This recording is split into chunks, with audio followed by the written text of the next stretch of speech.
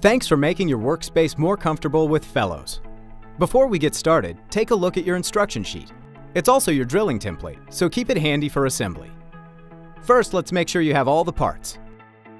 Keyboard drawer, 2 sliders, 4 mounting brackets, 4 1/2-inch chrome self-tapping screws, 4 1/4-inch brass machine screws, 8 5-inch chrome self-tapping screws, and the drilling template.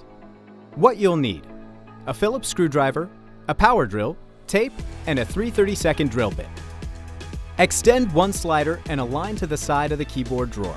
Fasten with 2 1/2-inch chrome self-tapping screws. Repeat with the second slider on the other side of the keyboard drawer. Fasten the first mounting bracket to the slider. Be sure the bracket is positioned with the 3 holes facing up as shown. Use 2 1/4-inch machine screws to fasten. Attach the remaining 2 brackets to the other side of the drawer with the 2 remaining machine screws. The mounting brackets are adjustable to 3 different heights. To change the adjustment, remove the screw and nut already attached to the bracket.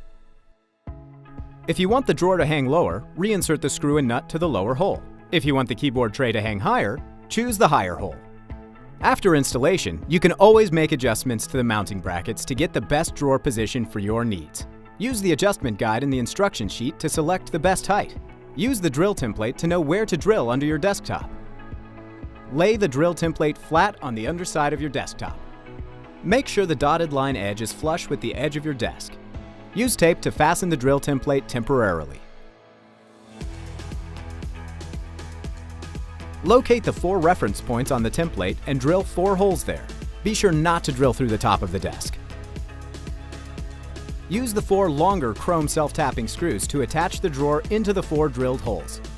Finally, adjust your keyboard stop to fit your keyboard. Your keyboard drawer is now ready to use.